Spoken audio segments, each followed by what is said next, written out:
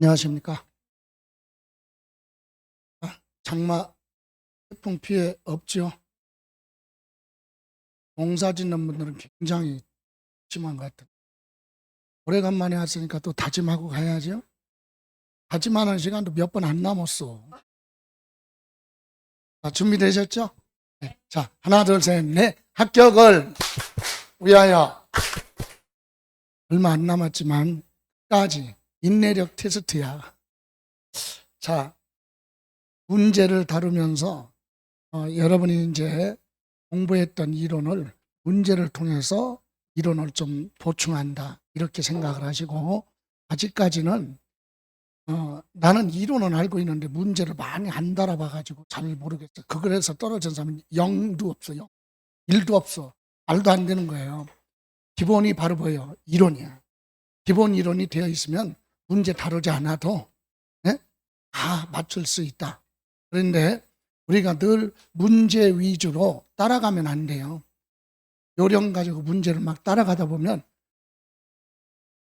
요거 똑같은 종이라가 하얀 종이로 바꿔가지고 프린트해서 주잖아요. 그럼 틀린 건 또 틀린다. 네, 또 틀려. 어쩔 수 없어요. 그러니까 그 틀린 부분을, 그래서 집에서 푸는 것보다 학원에 와서 시간을 내서 이렇게 풀면 집중력이 강하잖아요. 그래서 틀린 부분은 어떻게 틀렸는지 이렇게 점검을 해야 되는데, 대다수 보면은 집에서 좀 풀어야지 하면서 안 나오는 분들이 많아요. 2차 포기를 하려면 그냥 처음부터 포기하고 그냥 1차만 했으면 좋은데, 왜 하다가 2차를 포기해? 그럼 2차를 포기했으면 책도 사지 말고 그래야 되는데 또 사요. 혹시나 해서 혹시나 했는데 역시나 또 재수야. 그러니까 나는 무조건 이번에는 합격해야 된다라고 생각을 하시고, 이제 얼마 남지는 않았지만 그래도 집중해서 하시면 돼요. 대다수 밴드 같은 데 질문 오는 거 보면 전부 다 질문 오는 게 뭐예요? 원초적인 거 질문해요. 그래가지고 뭐라 그러냐면, 저는 직장 다니면서 시간이 없어서요 공부를 못해. 시간이 없는 건 본인 생각이지. 나는 시간이 없어서 못했다 이거지. 그래서 이제 지금부터 빡세게 하겠대. 뭘 빡세? 말도 안 되는 얘기를 하고 있어요. 그런 사람들은 매년 그 소리만 하고 있어요. 아니지. 9월 달부터 빡세게 하려고 그러는데 어떤 방법으로 공부해야 됩니까? 지금부터 해, 지금부터. 그죠? 9월 달부터가 아니라 밥 먹었을 때 바로 하는 거지. 무슨 9월 달부터 시작하고 9월 달 가면 이제 또 언제? 10월 달 추석도 있고, 그러니까 10월 달에 해볼까? 이러면 안 되는 거지.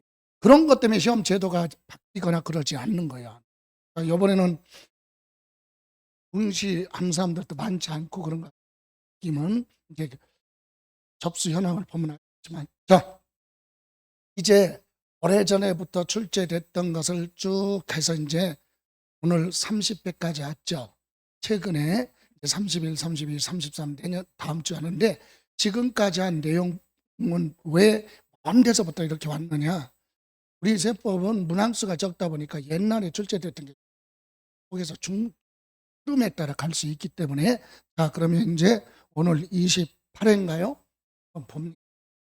자, 1번 문제는 많이들 맞췄어요. 자, 갑니다.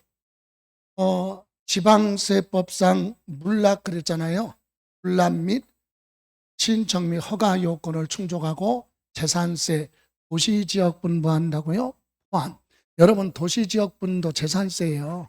근데 간혹가다 도시지역분 제외가 있어요. 그건 뭐? 지방교육세 계산할 때.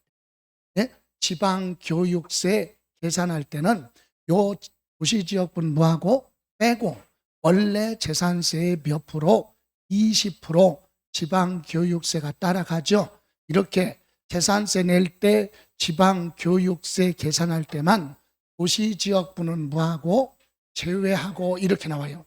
나머지는 다 뭐다? 포함이죠.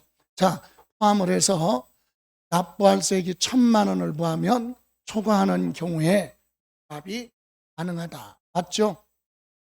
납부할세가 얼마? 1,000만 원이 초과해야 돼요. 예, 핵심이 바로 1,000만 원. 자, 다음 2번. 서울특별시 강남구하고 경기도 성남에 부동산을 가지고 있는데 부동산 자랑하네. 근데 어디 있는 거? 성남시 부동산에 대해서 뭐가 재산세 물납을 신청하겠다 이거죠. 그러면 성남시에서 고지서 날라온 건 성남시 안에 있는 부동산으로 물납을 신청할 수 있다. 그죠? 관할 구역을 벗어나면 안 된다. 예, 그래서 맞고, 다음 물납허가 받은 부동산은 행정안전부령이 정하는 바에 따라 물납을 했다. 그러면 납부 기한 내 납부한 것으로 본다. 이게 무슨 말이에요? 뜻은 맞는데, 자, 여러분 만약에 재산세 건축물이라면 재산세는 7월 16일부터 7월 며칠 31일까지가 재산세 납부 기간이잖아요. 여기서부터 여기까지 건축물에 대한 재산세 납부하라 그래서 납부 기간이죠. 그럼 첫날을 뭐라 그래요? 세금 내는 첫날을 개시, 마지막 날을 기한, 그죠?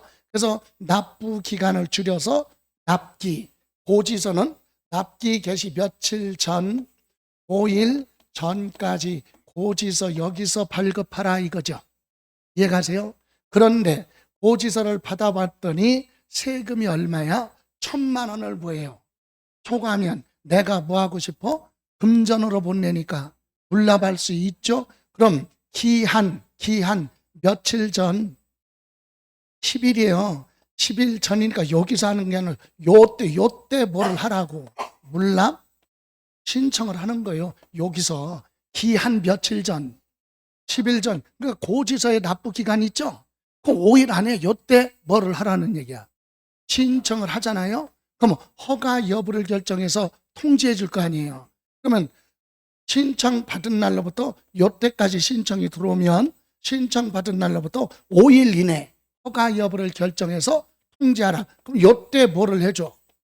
통지해 주겠죠. 그럼 허가가 나왔어. 이제 며칠 남았어 이제 기간이. 요때 이때 우리 납세의무자는 통지가 나오면 기한 경과한 날로부터 며칠, 통지 받은 날로부터 며칠? 10일이에요. 10일 이내 소유권 이전에 관한 서류를 제출하라 이렇게 돼 있거든요.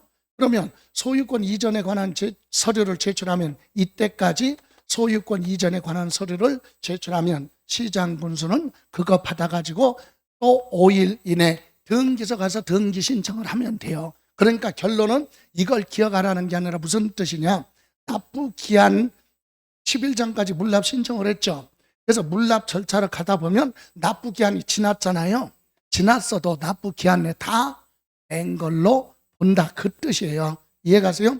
예, 물납을 하였다면 납부 기한 내 무한 걸로 본다. 납부. 물론 물건을 소유권 이전 등기까지 하는 건 납부 기한 지나서 한참 지나서 등기하겠죠. 그러더라도 납부 기한 내 다 납부한 걸로 본다. 이 얘기입니다. 다음 4번. 물납을 하려는 자는 행정안전부령이 정하는 서류를 갖춰서 납부 기한 10일 전까지 신청서 제출하라. 고지서 발부는 5일. 그죠? 기한 납부 기간 시작되기 5일 전까지 고지서 발부인데 물납 신청은 기한 끝에서 며칠 10일 전까지 신청서 제출하라. 그리고 그래서 요거 맞죠? 자, 5번 물납 신청 받았는데 불허가 통지가 나왔어요. 그럼 신청을 했는데 허가가 안 나왔다. 그러면 관할구역 안에 다른 부동산으로 변경을 해서 또다시 며칠 10일이에요. 며칠 이내 10일. 언제로부터? 요 통지, 그렇죠, 받은 날로부터 10일 이내 관할구역에 다른 부동산으로 변경을 해서 물납을 신청할 수 있다. 그러면 허가할 수 있어요. 그런데 여기는 물납 신청은 허용되지 않고, 그죠? 금전으로만 납부하라. 틀렸다. 그죠? 예, 물납 신청이 허가가 안 나오면 한 번 더 기회 있다. 기한, 통지 받은 날로부터 며칠? 10일 이내 다른 부동산으로 변경을 해서 뭐하면 신청할 수 있다. 이렇게 신청하면 물납 허가할 수 있습니다. 이해가세요? 관할구역 안에 다른 부동산으로 변경을 해서 물납을 다시 한번 신청할 수 있다. 참고로 통지 받은 날로부터 며칠? 10일이에요. 10일. 자, 이렇게 해서 틀린 건 몇 번? 5번. 자, 많이 맞췄지만 혹시라도 여기서 이론이 부족했던 부분이 있으면 하나씩 내 걸로 정리하면 됩니다. 자, 다음 이번에는 26번으로 가는데 두 번째 문제 80% 맞췄던 문제예요. 자, 재산세 납세 의무자는 붙박이 문제예요. 매번 시험에서 언급이 된다 그랬죠. 그러면 공유재산 그랬잖아요. 공동소유 재산은 한 사람이 아니라 여러 사람이잖아요. 그래서 뭐라고 그래? 지분권자가 납세 의무자가 된다. 맞죠? 다만 지분 표시가 없으면 똑같은 걸로 봐요. 견등. 네. 다음 소유권 귀속이, 요게 어려운 부분인데, 소유권 귀속이 분명하지 않다, 이 얘기는 뭐예요? 소유권의 사용수익 처분할 수 있는 권리가 누구한테 있는지 알 수가 없다는 얘기죠. 그런 소유권이 분명하지 않다는 얘기는 두 가지 사유예요. 대표적으로 다툼이 있어서, 소유권의 다툼이 있어서 소송 중에 있는 재산은 아직 판결이 안 나왔으니까 소유권이 누구한테 있는지 알 수가 없죠. 그럴 때 또 하나는 공부상 기재된 사람 있죠. 등기부상에 공부상 누가 소유자가 장기간 행방불명이 돼서 뭐를 알 수가 없어? 생사를 알 수가 없다. 이런 경우에요. 죽었는지 살았는지 알 수가 없어. 그런데 이 사람을 납세 의무자라면 안 되겠죠. 그래서 이런 경우는 소유권 귀속이 분명하지 않다. 그래서 사실상 소유자 확인할 수 없죠. 그럴 때는 현재 물건을 뭐하는 사람, 사용하는 자, 얘는 소유자가 아니에요. 그래도 납세 의무자가 된다. 사용자 그러면 뭐예요? 누굽니까? 세입자들이 되는 거죠. 그 사람들이 납세 의무자 맞습니다. 지방자치단체, 국가나 지방자치단체가 소유하고는 납세 의무자 중에서 3번 지문이 제일 많이 출제됐어요. 국가 등이 소유하고 있는 재산을 무슨 계약 체결하고 연부 계약 체결하고 대금 결제 끝나기 전에 공짜로 사용하는 거 있죠. 그걸 뭐라고 그래요? 무상으로 뭐한다? 사용한다. 이 얘기는 미리 사용한다 이거죠. 연부금 아직 다 안 줬으니까 취득한 거 아니에요. 그런데도 공짜로 사용하고 있으면 공짜로 사용하는 대신에 뭐는 내라? 재산세 납세 의무자가 된다. 맞죠? 다음 공부상의 개인의 이름으로 등기가 된 무슨 재산? 종중소유 재산도 신고를 하면 종중, 사실상 소유자 종중이죠. 그런데 뭐를 안 하면, 신고를 하지 않으면 공부상 소유자가 재산세 내라. 내 개인 앞으로 등기는 되어 있지만 내 개인 재산이 아니라 종중재산입니다 라고 과세 기준일로부터 15일 이내 신고를 하면 그때는 종중을 납세 의무자로 하는데, 신고 안 하면 모르니까 공부상 소유자 불이익을 당하지 않으려면 신고하라. 다음 상속이 개시된 재산, 그러면 재산의 소유자가 사망했죠. 그럼 상속받은 사람들이 자기 앞으로 뭐를 하면 등기하면 되는데 뭐가 없어요. 등기가 안 됐어. 그럼 시장군수는 누가 상속받았는지 모르잖아요. 사망한 사람은 사망했다고 사망 신고서가 들어오면 행정관청에서는 재산 소유자가 죽었구나, 이건 알 수 있단 말이죠. 근데 상속 등기 안 했으니까 사실상 소유자 신고해야 되는데 신고도 안 했어요. 그럼 모르죠. 그러면 그 재산, 사망한 사람의 상속 재산에서 지분이 가장 많은 사람, 그 사람을 뭐라고 한다? 주된 상속자죠. 그 사람이 납세 의무자예요. 그래서 상속인 각자가 받았거나 받을 재산에 대해서 납부할 의무를 진다. 재산세는요, 등기도 없고 소유자 신고도 없으면 한 사람이네. 한 사람. 그래서 틀렸다. 누구를 납세 의무자로 해요? 주된 상속자. 요 주된 상속자를 다른 말로 민법상 상속 지분이 가장 많은 자, 큰 자 또는 많은 자 이래도 됩니다. 안 그러면 주된 상속자, 이 사람이 납세 의무자가 된다. 그럼 이 주된 상속자는요, 상속받은 사람들 앞으로 등기 안 했고, 그러면 이 사람이 뭐를 해야 돼? 신고해야죠. 여러분, 신고한다는 얘기가 쉽게 얘기하면 시장군수한테 가서 일르는 거야. 일러. 상속받았는데 누가 사망했는데요, 첫째는 뭐 받고 둘째는 뭐 받고 이렇게 일러. 그러면 그 사람들한테 고지서 나가고, 일르지 않으면, 신고 안 하면 주된 상속자가 재산세 납세 의무자가 된다. 이렇게 해서 틀린 건 몇 번이에요? 5번. 대다수 많이 맞췄어요. 예, 납세 의무자는 붙박이 문제다. 다음, 이번에는 27번 문제 갑니다. 종합부동산세에 대한 설명. 그래서 이것도 한 많이 맞은 건 아닌데 60% 정도는 맞췄어요. 10명 중에 6명. 자, 종합부동산세는 부과 징수, 고지서 나오는 거죠. 세금 내라. 그죠? 이게 원칙입니다. 그런데 납세 의무자가 뭐를 하면, 선택을 하면 뭐 할 수도 있다? 신고 납부할 수 있다. 맞죠? 여러분 여기서 이어서 생각하면 신고 납부할 수 있다 그랬죠? 그리고 뭐 안 했어요? 신고 안 했어. 그래도 무신고 가산세 적용하지 않는다. 거기까지 이해가세요? 예, 그래서 이거 맞고, 관할 세무서장은 종합부동산세 징수 걷어가려면 과세표준과 주택 및 토지로 구분한 과세표준과 세액을 기재하여 납부기간 시작되기 며칠 전 5일 전까지 고지서를 발급하라. 모든 고지서는 며칠 전. 맞죠? 여러분 33회 시험에서는 이렇게도 물어봤어요. 주택 및 토지로 구분한 그게 아니라 주택과 토지를 뭐한 거, 합산한 과세표준, 이렇게 틀리는 거예요. 고지서는 한 장으로 나오지만 주택분 종합부동산세 얼마, 토지분 종합부동산세 얼마, 이렇게 구분해서 고지서에 기재하는 거지, 주택에 대한 종합부동산세가 토지분 종합부동산세 합쳐서 그게 아니다. 이해가세요? 따로따로 구분하는 거예요. 그래서 맞습니다. 다음, 주택에 대한 세부담 상한 기준이 되는 직전 연도 해당 주택에 부과된 주택에 대한 총세액 상당액은 납세 의무자가 해당 연도 과세표준 합산주택을 직전 연도 과세 기준일에 실제로 소유하고 있는지 여부를 불문하고 직전 연도 과세 기준일 현재 소유한 걸로 본다.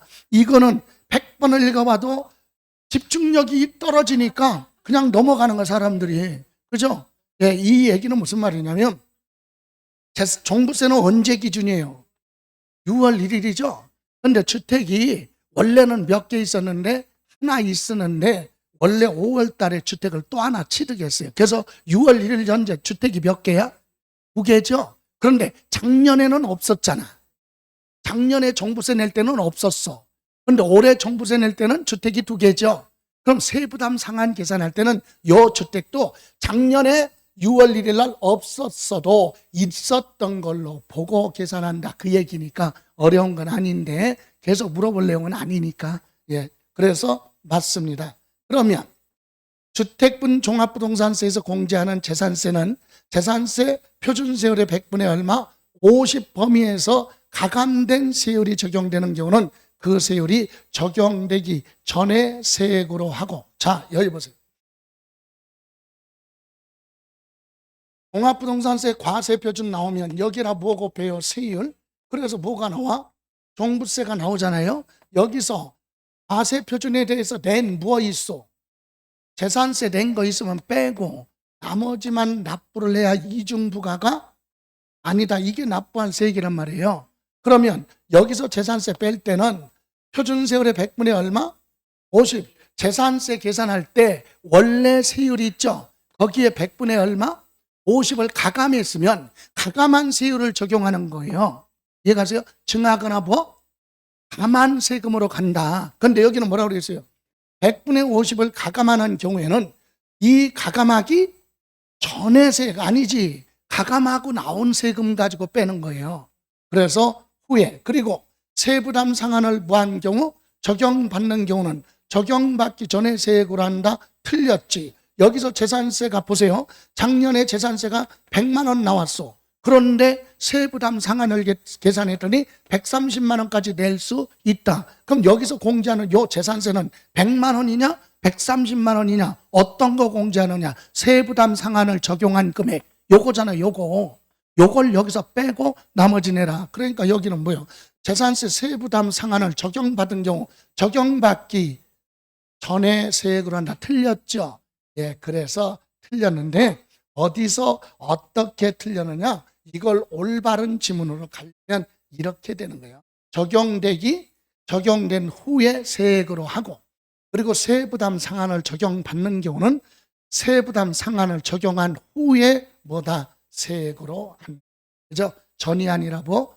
후. 100분의 50을 가감했으면 가감한 후에 세율, 증하거나 감한 세율을 적용하는 거고, 세부담 상한할 때는 세부담 상한한 후에 세금을 빼야 된다. 이 뜻입니다. 그래서 틀렸어요. 그러면 5번은 과세 기준일 현재 토지분 재산세 납세 의무자로서 국내에 소재하는 별도 합산은 사업용 토지죠. 별도 합산 사업용 토지. 그래서 별도 합산 토지 공시가격 합계 얼마? 80억을 부하는 자, 초과하는 자는 종합부동산세 납세 의무자다. 맞죠? 종합합산은 얼마 다 되지는 5억을 초과하는 자, 사업용 토지 별도 합산은 80억을 초과하는 자, 주택은 9억을 초과하는 자가 납세 의무자가 됩니다. 그래서 4번. 틀린 거 몇 번? 4번. 요게 아니라 몇 번? 4번이에요. 네. 요거 표시가 잘못했어요. 여기. 자, 이렇게 해서 어려웠던 문제 중에 하나였었어요. 네. 됐습니까? 네. 자, 그러면 이번에는 지방세법상 재산세 비과세 대상이 아닌 것 그랬어요. 자, 비과세 단 아래의 답항별로 주어진 자료 외에 비과세 요건을 충족한 걸로 봐라. 1번 임시 사용하기 위한 건축물 나왔죠. 여러분 임시 건축물은요 취득세도 내지 마, 재산세도 비과세죠. 근데 사치성은 어떻게 해야 돼? 과세. 사치성은 과세예요. 그래서 1년 미만인 거 비과세 맞지요? 다음, 재산세 부과는 해당 연도에 철거하기로 계획이 확정이 돼서 과세 기준일 현재 행정관청으로부터 뭐 받았어요? 철거하기로 명령 받았으면 철거가 됐던 안 됐던 행정처분 받았죠? 사용할 수 없어 원래 법적으로. 그러니까 재산세 부과하지 않습니다. 무심코 가요. 철거 명령 받은 주택과 부속 토지인 대지 그랬는데 이건 틀렸다. 건물은 철거되는 거니까 없어지는 거죠. 근데 땅은 없어지는 거 아니에요. 토지는 무조건 과세지. 이해가세요? 건축물, 없어지는 건축물에 대해서. 근데 여기는 대지 그랬으니까 틀렸다. 건축물과 부속된 토지 그러면 토지는 뭐하고? 과세하고, 예, 건물분만 비과세입니다. 또 국어가 뭐예요? 인위적으로 물이 흐를 수 있는 배수로 같은 거 만들어 놓은 거죠. 예, 그래서 비과세. 군사시설보호법에 통제보호구역 있죠. 민통선 지역. 이런 지역에 뭐 전답 과수원 대지는 뭐하고? 제외. 왜? 요거는 사용하고 있으니까 요건 뭐하고? 과세하고. 요것을 제외한 토지가 보다 과세. 그죠? 그러니까 지금 통제보호구역 안에 있는 토지 요건 뭐다? 비과세. 다만 요거는 뭐다? 과세. 요건 뭐하고? 제외. 그죠? 맞습니다. 다음, 도로법에 의해서 일반인이 자유로운 통행에 제공하는 개설한 사설도로, 사도라고 하죠. 그리고 대지 안의 공지는, 대지 안의 공지가 뭐냐? 여러분 공법에서 공부할 때 대지가 이렇게 해서 주택이 있고 대지가 있는데 여기에 좀 떨어져서 도로가 생겼잖아. 대지 안에 뭐 요 공지 있죠? 요거는 뭐다? 제외하고. 그래서 도로는 일반인이 자유로운 통행에 이용하는 건 비과세. 근데 요거 대신에 물어봤죠. 뭐라고? 특정인만 전용하는 도로, 특별한 사람만 이용하는 도로, 그건 세금 내. 일반인이 자유롭게 통행하는 도로죠. 그것은 비과세. 그런데 특정인만 전용하는 건 뭐다? 과세. 자, 이렇게 해서 맞고 틀린 건 몇 번이에요? 번. 그죠? 다음, 이번에는 29번이죠. 29번. 자, 양도소득에 대한 설명으로 틀린 거. 무상으로 이전, 대가를 주고받지 않고 이전하는 건 양도가 아니잖아요. 양도가 뭐죠? 팔았어. 팔았다는 얘기는 대가를 받도 뭘로? 돈으로 받던, 물건으로 받던, 많이 받던, 적게 받던 대가 받죠. 근데 아무것도 안 받고 무상으로 다른 사람한테 부한 거 이전. 이건 상속이나 증여로 가겠죠. 뭐가 아니다. 양도소득세 과세 대상이 되지 않는다. 맞죠? 예. 부동산 중에서 지상권이나 전세권, 등기 여부 관계 없이 양도하면 과세 대상이 됩니다. 그리고 영업권은 항상 사업용 건물, 부동산이죠. 사업에 관련된 부동산과 함께 양도를 하는 영업권 그랬죠. 예, 과세 대상. 그럼 별도로 단독으로 양도하는 건 과세 대상이 아니다. 법인의 주식을 소유한 것만으로도 시설물을 배타적이라는 뭐야? 자기만 독점적으로 사용하는 경우 그 주식 양도도 과세 대상이다. 이건 뭐냐? 자, 회사가 회원권을 발행한 게 아니라 처음에 뭐 발행했어요? 주식. 근데 주식 발행할 때 조건을 붙여서 특혜 줬어요. 뭐라고? 요번에 회사가 발행하는 주식을 취득한 주주한테는 배당금 받고 그거 말고 별도로 우리 회사가 운영하는 회원들만 이용하는 시설물을 별도로 이용할 수 있는 권리를 더 주겠다. 그래서 여러분이 뭐 샀어요? 주식 샀어. 주식 산 거죠? 예. 그런데 나중에 그 주식을 뭐 할 때는? 주식을 팔 때는 주식을 팔았다는 얘기는 뭐 파는 걸로 봐? 회원권 파는 걸로 보겠다. 그런데 주식도 팔 때 양도소득세 과세예요. 회원권 양도도 과세하거든요. 중복되죠. 그런데 뭘로 가느냐? 기타 자산, 회원권 파는 걸로 보는 거예요. 그래서 물론 주식 파는 것도 과세 대상이니까 여기서 과세 대상이다 맞고, 다만 기타 자산, 회원권 파는 걸로 봅니다. 등기가 안 된 부동산 뭐?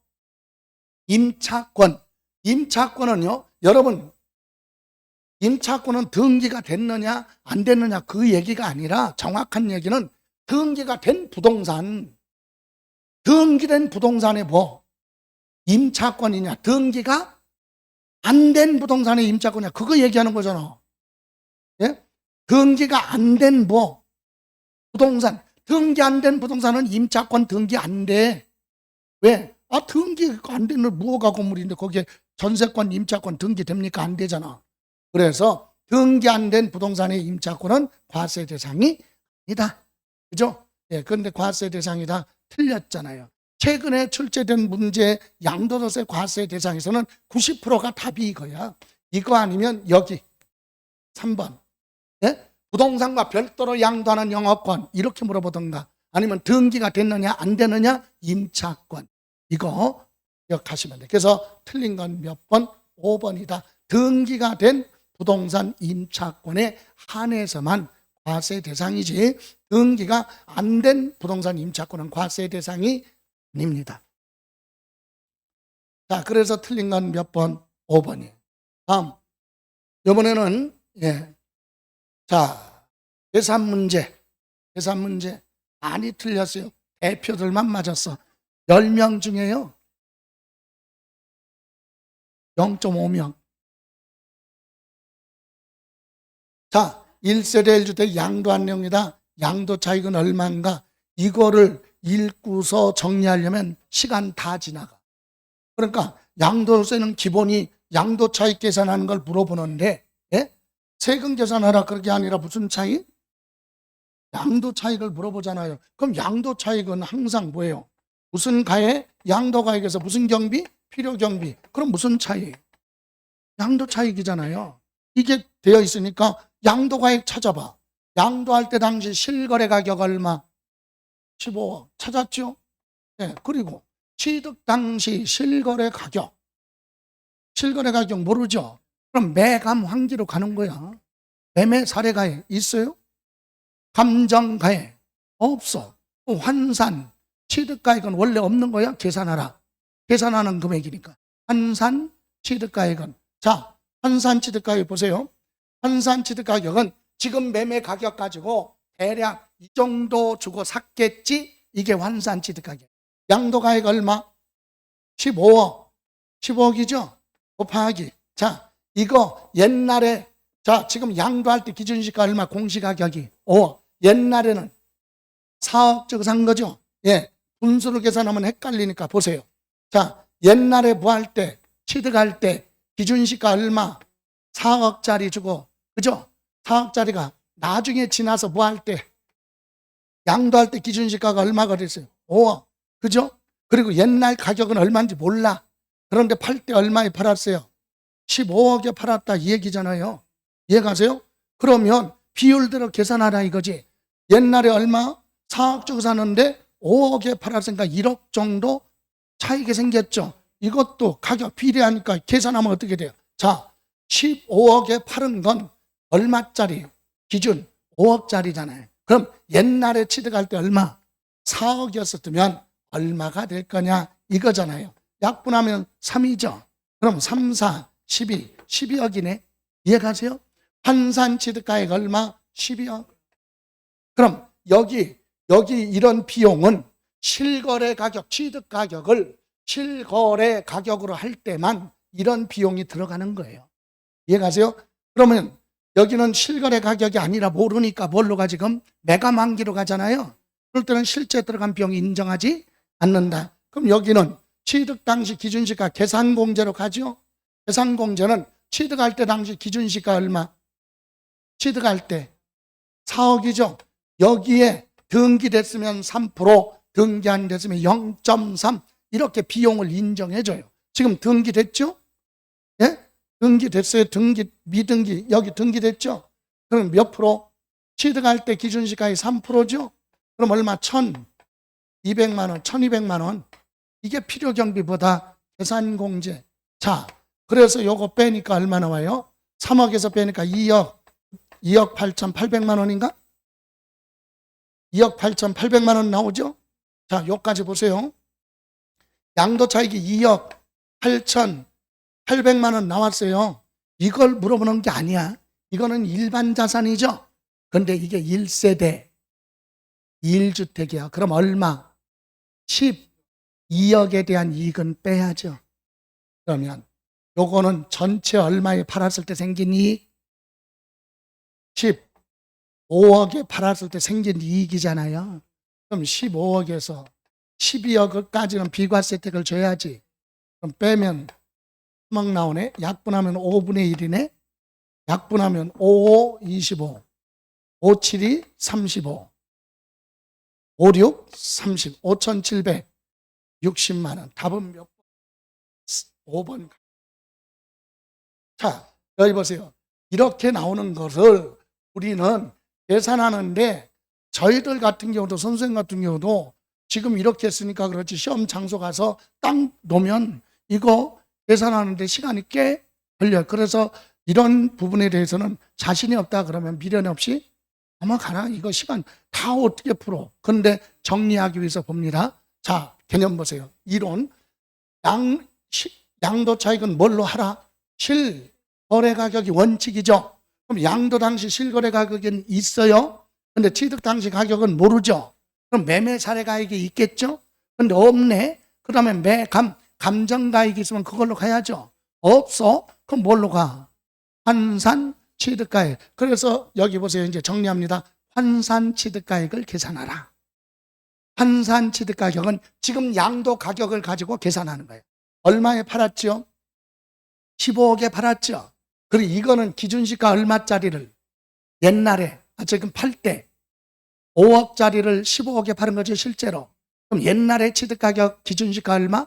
4억이라면 얼마냐? 12억. 12억이 뭐라고 이게 환산 취득가액이야. 취득가격 계산했죠? 자, 그리고 두 번째는 필요경비 계산공제 계산해야죠. 필요경비 계산공제는 취득 당시 가격을 매감 환기로 갈 때는 뭘로 가? 필요경비 계산공제. 취득 당시 가격을 실거래 가격이 있으면 요 비용 실제로 들어간 비용 들어가는데 매감 환기로 가면 이거 인정 안 하는 거예요. 그래서 필요경비 계산공제는 취득 당시 기준시가, 취득할 때 공시가격 얼마? 기준시가 4억이죠. 취득 당시 기준시가 얼마? 4억. 여기에 등기됐으면 몇 프로? 3%를 무조건 비용으로 인정해 준다. 등기 안 됐으면 0.3. 등기됐으면 3%. 등기 안 됐으면 10%, 10분의 1로 줄어들어요. 0.3. 등기됐으니까 3%니까 1,200만 원이 필요경비보다 계산 공제다. 이제 양도 차익 계산해야죠. 예, 양도 차익 일반 자산 1세대 1주택이 아니라고 생각을 하고 정상적으로 계산을 하면 양도가액 얼마에서 15억에서 취득 가격을 뭘로 했어요? 환산 취득 가액 12억으로 했죠. 거기다가 계산공제 얼마 1,200만 원 이렇게 해서 빼니까 2억 8,800만 원이 일반 무슨 차익? 양도 차익이 나왔다. 그런데 이것이 1세대 1주택이 아니면 이게 답인데 1세대 지금 뭐예요? 1주택이잖아요. 그럼 1세대 1주택은 실거래 가격 12억을 초과하는 게 고가주택이죠. 다 세금 내라고 할 수 없다. 12억에 대한 이익은 빼야 돼. 그러면 이거는 전체 얼마에 팔았을 때 생긴 이익이야? 15억에 팔았을 때 이만큼 이익 나왔죠? 여기서 12억에 대한 이익은 빼. 나머지만 세금 부과해야 되니까. 그래서 자, 고가주택의 양도 차익을 따로 이제 계산합니다. 요거 얼마? 2억 8,800만 원 곱하기 전체 얼마? 15억에 팔았죠. 15억에서 얼마 빼? 12억을 빼면 3억에 대한 이익만 세금 계산하라 이거죠. 이해가세요? 계산했더니 얼마? 5,760만 원이 1세대 1주택 고가주택의 양도 차익이다. 그래서 답은 몇 번? 5번으로 가는데 이 계산하는 걸 지금 다 하려고 하지 마세요. 이렇게 나오면 이거 틀리라고 나온 거예요. 시간 계산할 때도 한참 걸리니까. 이해가세요? 근데 지금 이거 하다 보니까 이론을 정리했네. 뭐라고? 취득 당시 가격을 뭘로 하면? 실거래 가격으로 하면 자본적 지출 양도 비용이 들어가죠. 그런데 애가 만기로 갈 때는 이런 비용 인정 안 하고 계산 공제로 간다. 그리고 또 하나 1세대 1주택 무슨 주택은 고가주택은 12억을 초과하는 이익에 대해서만 과세를 하는 거지 다 과세하는 거 아니다. 계산하는 거 잊어버려요. 이해가세요? 예. 이렇게 나와서 이건 틀리라고 나온 거야. 자, 버려 그냥. 30일. 다 소득세법상 양도에 해당하는 것 단 거주자가 국내 자산 양도다. 1번 도시개발법 그 법률에 따라 자 나오는 게 뭐야? 환지, 처분 이렇게 나오잖아요. 앞에 필요 없고 환지 처분이 뭐야? 원래 땅 소유자한테 새로운 토지로 바꿔주는 거. 바꿔주는 거지 되돌려주는 거지 파는 거? 아니 양도 아니잖아. 다음 부담부 증여 나왔죠. 부담부 증여는 채무가 있어요. 그죠? 무슨 부분? 채무 부분은 뭐다? 양도죠. 근데 채무 부분을 제외한 부분은 증여죠. 이건 양도가 아니다. 채무 부분은 양도죠.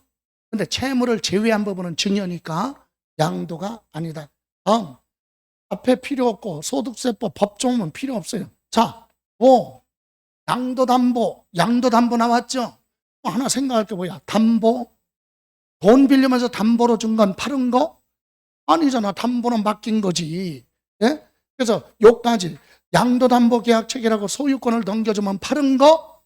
아니에요. 근데 만기에 채무 뭐라고 그랬어요? 불이행 못 갚았어. 만기에 가서. 그래서 변제 갚는데 뭐 했다? 충당 메꿨다. 그건 양도다. 이해가세요? 자, 요거 양도예요. 다시 한번 양도담보 계약을 체결하고 소유권 뭐 하는 거? 채권자 앞으로 이전. 요까지는 양도가? 아니요. 담보로 준 거니까. 근데 만기에 가서 채무 못 갚아서 변제 뭐 했다? 충당. 그럼 담보 물건으로 메꿨다. 팔았다. 이거죠. 그때는 뭐다? 양도. 다음 매매 원인 뭐요? 무효소송. 그건 거래가 아니다. 소유권이 다시 되돌아와도 거래가 아니다. 매매 원인 무효는 처음부터 매매가 없었다 이 얘기입니다. 그래서 양도 아닙니다. 본인 소유 재산이 있죠. 본인 소유 재산을 경매로 자기가 뭐 했어요? 자기가 낙찰받았어. 양도로 보지 않는다. 자기 부동산 자기가 낙찰받았어요? 양도 아닙니다. 다만 우리가 기억할 거 취득세에서 물어보죠 이거. 네? 자기 부동산 자기가 낙찰받았으면 취득세 내 안 내? 내요. 왜? 경매가 진행되면 등기가 다 말소가 돼요. 그럼 자기 앞으로 다시 뭐 해야 돼? 등기해야 된다. 그건 무언해야 돼? 취득세. 그래서 자기 부동산 자기가 경매로 낙찰받았으면 양도 아니에요. 근데 뭐는 내라. 취득세 내라. 여기 부담부증여 취득세에서 물어보죠. 부담부증여도 무슨 부분? 채무 부분은 뭐다? 유상, 매매로 취득한 걸로 본다. 그죠? 예, 이렇게 해서 틀린 거 그랬죠? 예, 양도에 해당하는 건 3번. 양도담보계약책이라고 소유권 이전할 때는 팔은 것이 아니지만 만기의 채무 불이행, 채무를 못 갚아서 메꿨다. 그때는 뭐다? 양도. 됐어요? 다음. 이번에는 32번. 양도소득세에 관한 설명 틀린 거. 1번. 같은 해 여러 개 자산을 등기한 경우, 여러 개 자산을 양도를 하는 경우, 양도소득 뭐 기본 공제는 해당 과세 기간에 어느 거든 먼저 양도하는 자산의 소득 금액에서 뭐하라? 순서대로 순차적으로 공제하는 거죠. 만약에 1월 달에 토지 팔고 2월 달에 또 건물을 팔았다. 그러면 먼저 팔은 토지에서 기본 공제 얼마? 250만 원 해주면 그 다음 2월 달에 팔은 건 공제받을 수 없고, 만약에 1월 달에 양도한 거에서 200만 원만 공제받았다면 2월 달에 파는 거에서는 얼마? 50만 원. 이렇게 공제를 한다. 그죠? 네, 맞습니다. 다음 3번. 자, 여기 미등기 양도자산 그랬죠? 세법에서 제일 나쁜 거. 미등기 양도자산은 장기보유 특별공제 안 해줘요. 기본공제도 안 해줘. 세율 제일 높은 거 몇 프로? 70%. 비과세 감면 혜택 안 준다. 그죠? 그래서 장기보유 특별공제 적용하지 않는다. 맞지요? 예. 다음 소득세법에 뭐라고 나왔어요? 2월과세 그랬죠? 2월과세가 뜻이 뭐예요? 부모 자식 간에 부부 간에 뭐 받고 증여받고 몇 년 안에 10년 안에, 올해부터 10년이죠. 10년 안에 팔면 증여자가 직접 파는 걸로 보고 양도 차이, 취득 가격, 보유기간 계산합니다. 그래서 장기 보유 특별공제할 때 무슨 기간? 보유기간은 증여한 사람 있죠? 증여한 사람의 원래 뭐한 날, 취득한 날부터 보유기간 합쳐서 계산한다. 맞죠? 다시 말하면 남편이 부동산 취득해서 가지고 있다가 부인한테 뭐 했어요? 증여했는데 부인이 증여받고 몇 년 안에 팔면, 10년 안에 팔면 남편의 취득한 날부터 계산해서 부인이 뭐 할 때까지, 양도할 때까지를 보유기간으로 계산한다. 장기보유 특별공제하고 똑같이 어디 가서 세율 적용할 때도 똑같아요. 양도소득세 세율도 보유기간 계산하죠? 그때 똑같다. 2월 과세의 경우는 장기보유 특별공제나 세율을 적용할 때 무슨 기간? 보유기간은 증여한 사람의 부한날, 취득한 날부터 계산합니다. 다음, A 법인과 특수관계에 있는 주주가 시가 얼마? 3억. 3억이죠? 그런 토지를 누구한테? A 법인한테, 특수관계에 있는 법인한테 얼마에 팔았다? 5억에 양도를 했다. 그럼 양도가액은 얼마? 3억으로 본다. 요까지. 여러분, 특수관계, 친인척 간에 특수한 관계가 있는 자가 거래를 하죠. 그런데 그 차액이 3억 원 이상 차이 나거나 시가의 몇 프로? 5% 이상 차이 나면 부당거래예요. 그래서 그들이 거래한 건 인정 안 하고 시가로 계산한다. 이해가세요? 그럼 여기는 특수관계인과 거래했죠. 특수관계인은 회사와 거래했잖아. 그런데 차액이 얼마예요? 얼마? 5억에 양도를 했다 그랬죠. 시가 얼마짜리를. 그럼 차액이 얼마? 2억이면 3억 이상 차이는 안 났지만 시가 5억에 5% 해당되죠. 이해가세요? 자, 차이 나는 금액이 둘 중에 하나 해당되면 부당거래요. 시가의 몇 프로? 5% 이상 차이 나거나 차액이 얼마? 3억 원 이상 둘 중에 하나. 그런데 지금은 차액이 얼마니까? 2억이니까 여기에는 해당되지 않지만 지금 시가가 얼마예요? 5억에 몇 프로? 5%면 2천, 10%가 얼마예요? 1억인가? 네? 5억에 10%가 5천이죠. 5%니까 2,500만 원 이상 차이 나지요. 그럼 여기는 안 되지만 여기에 해당되죠. 둘 중에 하나 해당되면 무슨 거래? 부당거래. 그러니까 너네가 거래한 건 인정 안 하고 세무서에서 뭘로 간다? 시가로 계산한다. 이해가세요? 그리고 나서 뒤에 가서 세금 나오면 너네는 세금 부담을 부당하게 부한 거 못된 짓 했으니까 부정과소신고 가산세 40%부터 해야 되겠지. 사기 기타 부정한 방법. 부족하게 신고했으면 과소신고잖아요. 그런데 부정자가 붙으면 40% 이렇게 가산세가 붙는 거예요. 그래서 친인척 간에 거래를 하거나 특수관계에 있는 회사끼리 회사와 거래를 하면서 정상적으로 거래를 해야 되는데 차이가 나면 뭘로 본다. 그래서 A법인은 이 거래에 대해서 세법에 따른 처리를 적절하게 하였다. 아무 의미 없습니다. 그래서 맞고, 여기 특수관계인 간의 거래가 아닌 경우로서 취득가액인 실거래 가격을 인정 또는 확인할 수 없다. 여러분, 양도 차익은 실거래 가격으로 계산하죠. 근데 실거래 가격으로 가야 되는데 증빙자료, 매매계약서 등이 없어 또는 있어도 허위로 기재됐어요. 업계약서, 다운계약서 작성했으면 인정할 수 없죠. 그럴 때는 세무서장이 조사해 놓은 가격 가지고 계산하는 걸 뭐라고 그래? 추계 결정. 조사한 금액으로 계산하겠다 결정. 조사해 놓은 가격으로 뜯어 고친다 결정. 소득세 신고가 들어왔어요. 근데 보니까 이놈들이 짜고 거래한 거네. 그죠? 예, 그렇다면 인정할 수 없다. 그럴 때는 뭘로 간다? 매매 사례가액으로 가야 되겠죠. 없으면 뭘로 가요? 매담 한기. 빠졌네? 그래서 뭐예요? 틀렸지. 이해가세요? 그래서 매감환, 환산취득가액. 이해가세요? 그러면 여기 기준시가가 없어도 돼. 왜? 이거 모르면 여기 기준시가로 하는 게 아니라 전체를 뭘로? 기준시가로 하니까. 이해가세요? 그 얘기야. 다시 한번 이 부분 봐요.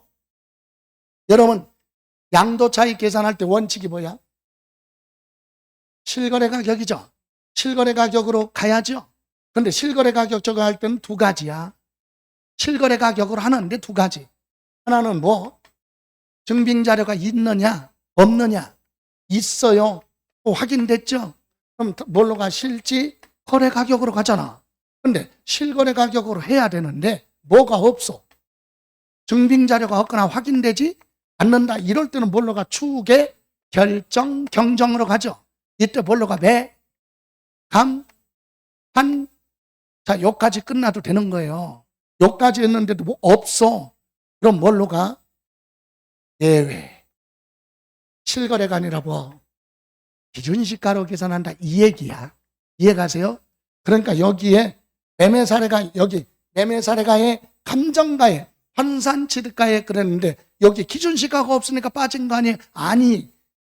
예? 취득가액을 뭘로 할 때 실거래 가격이 확인되지 않으면 요거 가지고 하고 이것도 안 되면 뭘로 가? 마지막으로 기준시가. 그래서 여기는 기준시가가 있어도 되고 없어도 되는 내용이에요. 이해가세요? 자, 이렇게 해서 틀린 건 몇 번? 5번.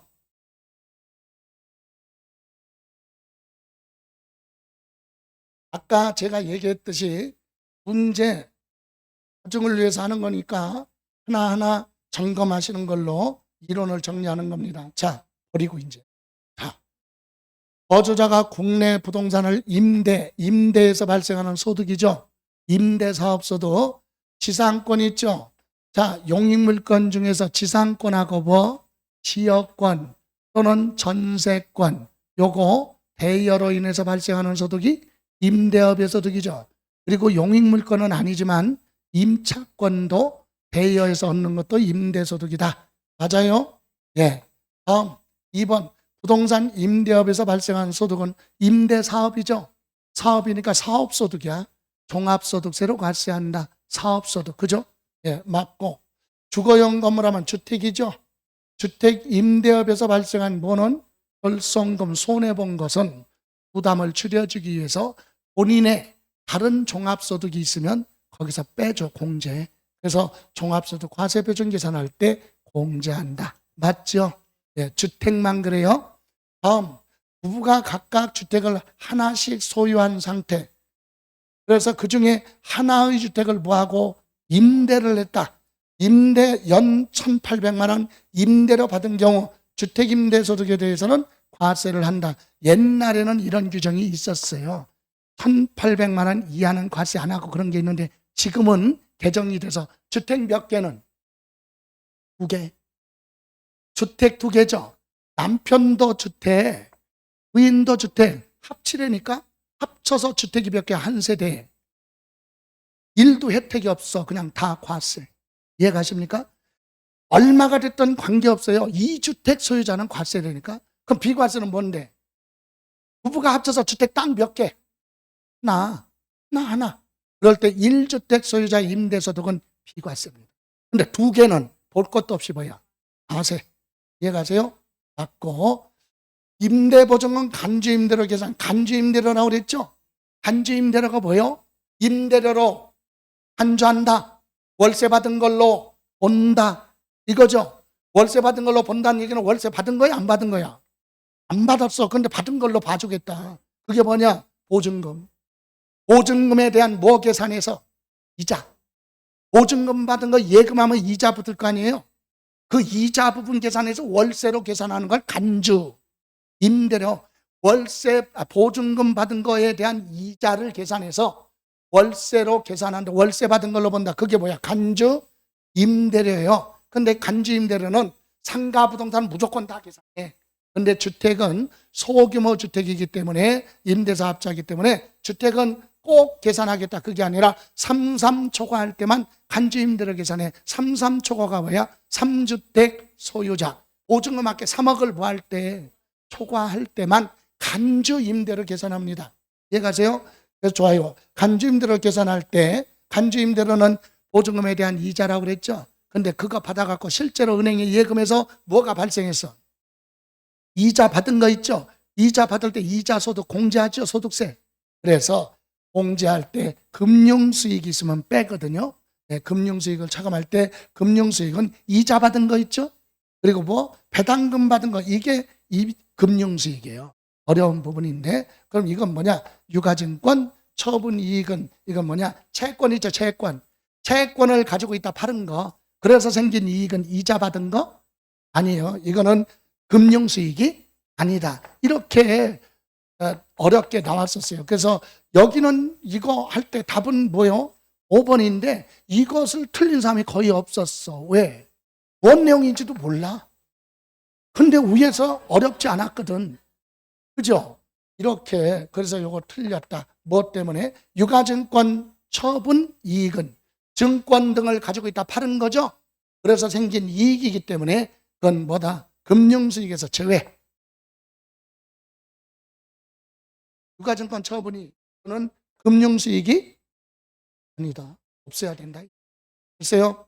네, 이렇게 해서 틀린 건 몇 번? 5번.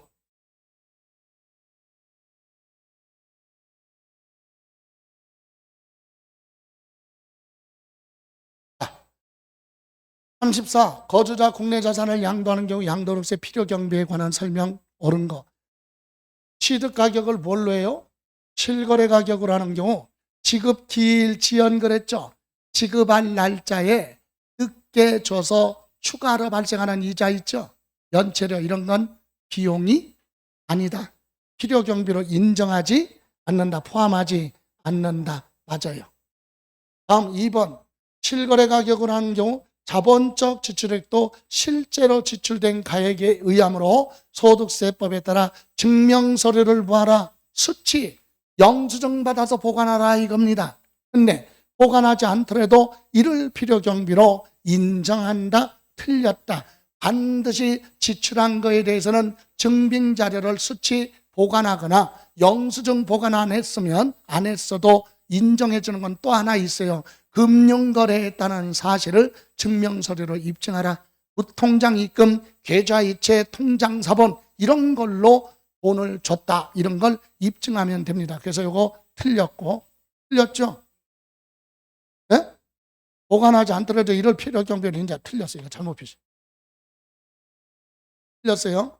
다음, 취득가액을 계산할 때 감가상각비를 공제하는 것은 취득가액을 실거래 가격으로 하는 경우만 적용하므로 취득가액을 환산취득가격으로 하는 때는 적용하지 않는다. 이것도 잘못됐어요. 틀렸죠? 적용합니다. 여기 보세요. 감가상각비는 다른 소득에서 비용으로 들어갔단 말이에요. 그러면 양도소득에서 빼야죠. 또 들어가면 안 돼. 그런데 기준시가를 적용할 때만 해당되지 않고 기준시가가 아니라 뭘로? 매매, 사례가액, 감정가액, 환산가액으로 할 때는 적용을 합니다. 그래서 실거래 가격으로만 적용되기 때문에 취득가액을 환산취득가액으로 하는 때는 적용하지 않는다. 여기에도 다 적용이 돼요. 왜? 환산취득가격이나 매매사례가격이나 감정가액을 실거래 가격으로 인정이 되니까. 그래서 틀렸고. 4번, 토지를 취득함에 있어서 부수적으로 매입한 무엇을? 채권을 만기가 되기 전에 양도에서 발생한 무슨 차손? 매각 차손. 그것은 거래 상대방과 관계없이 전액 양도 비용으로 인정한다. 이것도 틀렸어요. 왜 틀렸어요? 여러분, 채권을 가지고 있다 팔아서 생긴 손실은 필요경비 인정돼요. 인정되는데 여기서 틀렸어. 매매 상대방과 관계 없이. 여러분, 금융회사, 은행에 팔아서 생긴 손실은 전액을 다 인정해줘. 근데 금융회사가 아니라 사채업자 개인끼리 사고 파는 거 있죠? 그런 건 인정하지 않는다. 그러니까 여기 뭐라고? 채권을 팔 때 매매 상대방과 관계없이 이 얘기는 틀렸죠. 금융회사의 매각에서 발생한 손실은 얼마가 됐던 전액을 다 인정해주고, 그럼 금융기관이 아닌 자한테 매각한 건 금융기관에 가서 팔았을 때 발생한 손실 범위 한도 내에서만 부분적으로 인정이 되기 때문에 이 질문 틀렸고, 5번, 취득세는 납부한 뭐가 없어요? 영수증이 없으면 필요경비로 인정하지 않는다. 틀렸다. 네, 국가나 지방자치단체 세금 낸 거죠. 취득세. 영수증 없어도 이건 인정이 되는 겁니다. 이렇게 해서 올바른 것은 뭐? 1번. 됐어요?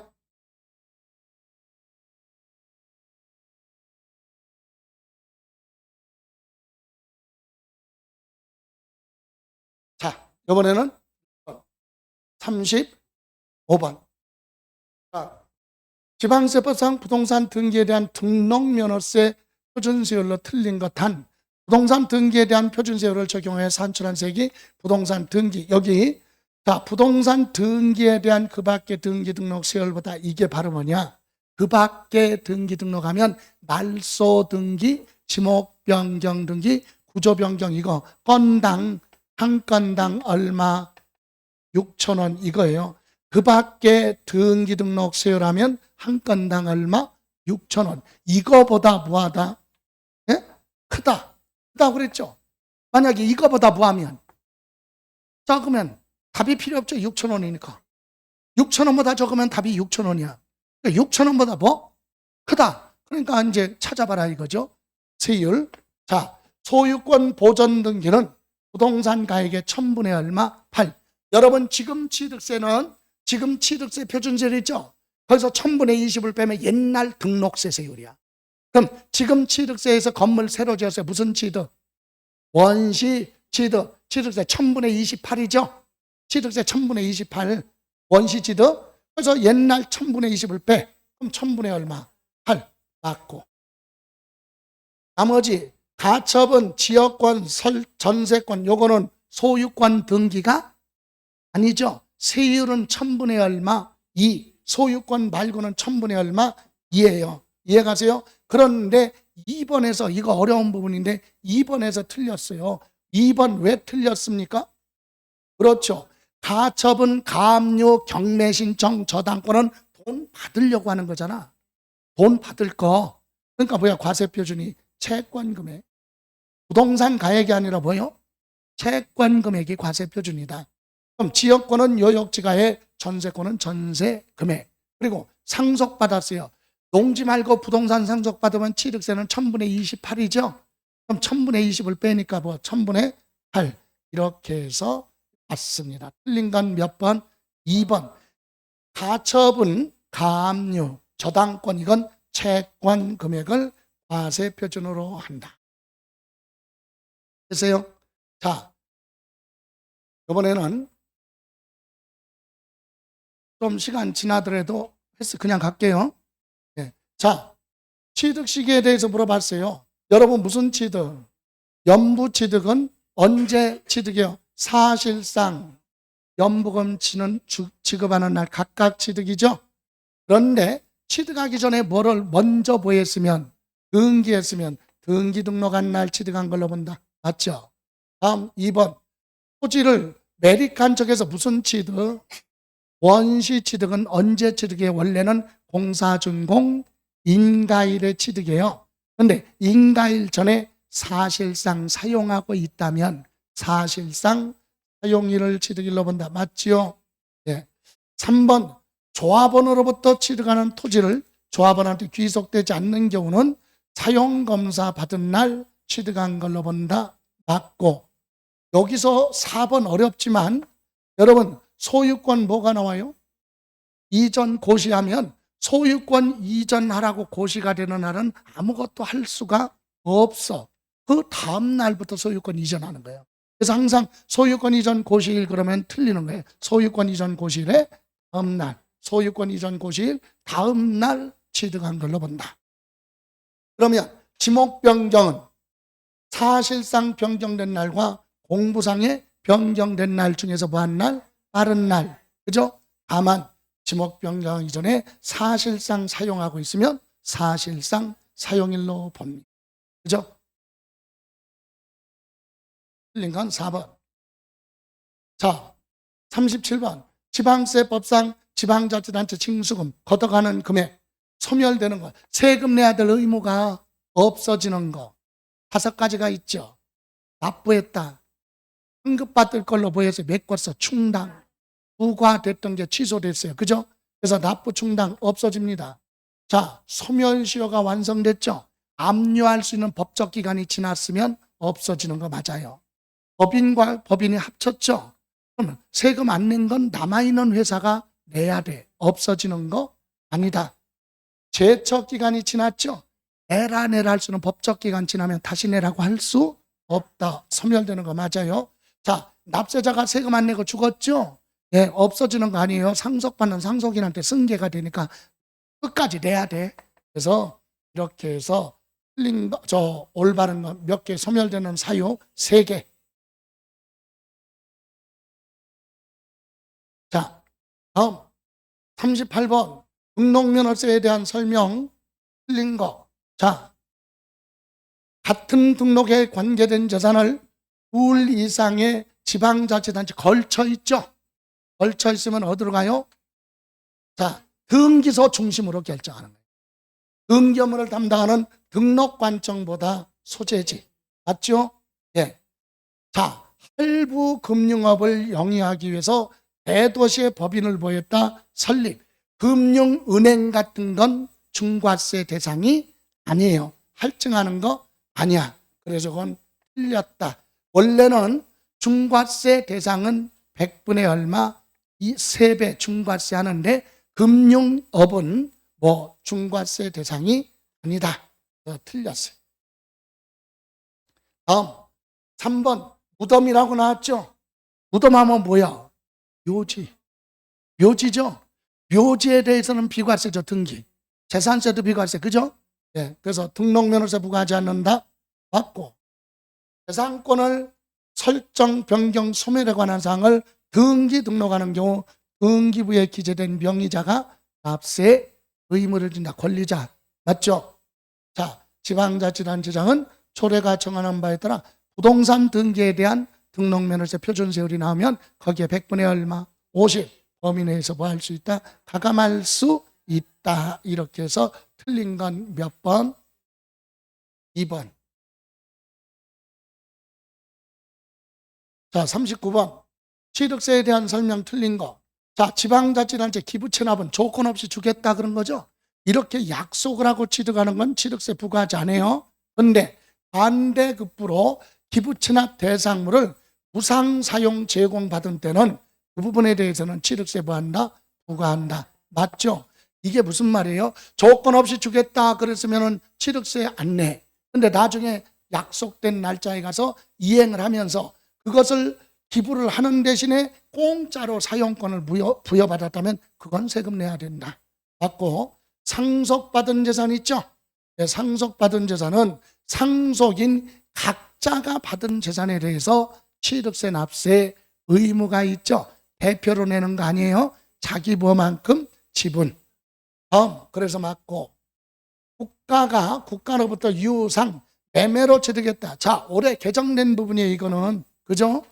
매매 그러면 작년까지는 개인 간의 취득이냐 법인과 거래를 했느냐 이거에 따라 과세 표준이 달라졌는데 올해는 그런 거 없잖아요. 다시 한번 취득세 과세 표준은 매매 그러면 뭘로 가? 사실상 취득가격, 연부 금액. 그러면 상속은 내 의사와 무관하게 받았죠. 줄여줘야 되잖아. 시가 표준에 증여받았는데요. 너 증여는 자기가 받고 싶어서 받은 거잖아. 승낙한 거니까. 그래서 시가 인정해. 이해가세요? 건물을 새로 지었다. 지목 변경했다. 기본이 뭐야? 사실상 취득 가격. 그런데 개인이 건물을 지었다. 개인이 지목 변경해서 사실상 취득 가격이 확인되지 않는다. 그럴 때는 시가 표준에 이렇게 거래에 따라서 딱 정해져 있어요. 뭐 법인과 거래냐 개인과 거래냐 그런 거 나오지 않는다. 이제 없어진 거니까. 이해가세요? 매매 그러면 기본이 뭐요? 사실상 취득가격. 그런데 예외가 있죠. 특수관계인에 부당거래한 거 있죠. 요건 인정 안 하고 시가 인정액. 그죠? 이렇게 해서 지금 3번은 사실상 취득가격, 연부는 연부금액 맞죠? 예. 부상승계 취득의 경우는 취득한 날에 등기를 했어요. 그리고 나서 화해조서, 인락조서 등으로 계약이 해제됐다 하더라도 등기가 됐죠? 그건 취득이에요. 근데 여기는 등기가 된 후에 계약이 뭐가 됐다고요? 해제됐어. 그렇다고 해서 여기 취득한 걸로 보지 않는다, 틀렸다. 등기가 됐으면 뭐예요? 취득이에요. 그죠? 등기를 하지 아니하고 계약이 해제됐을 때만 취득이 아니에요. 다음, 주택법에 무슨 주택? 공동주택 개수라고 그랬죠? 개수가 뭐예요? 엘리베이터 없었던 거 추가로 설치하는 거. 배수소는 제외하고 이때 시가 표준액이 얼마? 9억 이하 공동주택의 엘리베이터 설치 교체는 취득세 내지 마. 비과세 혜택을 주죠. 이렇게 해서 틀린 건 몇 번? 4번. 자, 마지막 문제 볼까요? 자, 취득세 표준세율에서 중과기준세율 빼라 그랬죠? 예. 그러면 판매 등기가 된 무슨 권?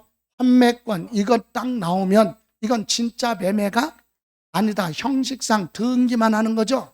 그러니까 옛날 취득세는 내지 말고 등기만 하라. 맞아요? 예. 1년을 무하는 거. 초과하지 않는 임시건축물은 취득세 비과세죠? 근데 1년을 무하면 초과하면 취득세 내. 그런데 등기 소유권 이전 등기하는 거 아니야. 없어질 거니까 그냥 취득세만 내. 그래서 요거는 1000분의 얼마? 20. 1000분의 20으로 내요. 다음, 이혼하면서 재산 분할 자기 거 자기 앞으로 가져오는 거죠. 공유물 분할. 네, 똑같아요. 그래서 이거는 시취득 아니니까 등기만 하라. 다음, 본인 집은 초과하지 않는 공유물 분할도 새로운 취득이 아니다. 그래서 등기만 하라 이 얘기입니다. 이렇게 해서 올바른 거 모두 묶인 건 기억, 디귿, 리을. 답은 몇 번이에요? 5번. 됐습니까? 네.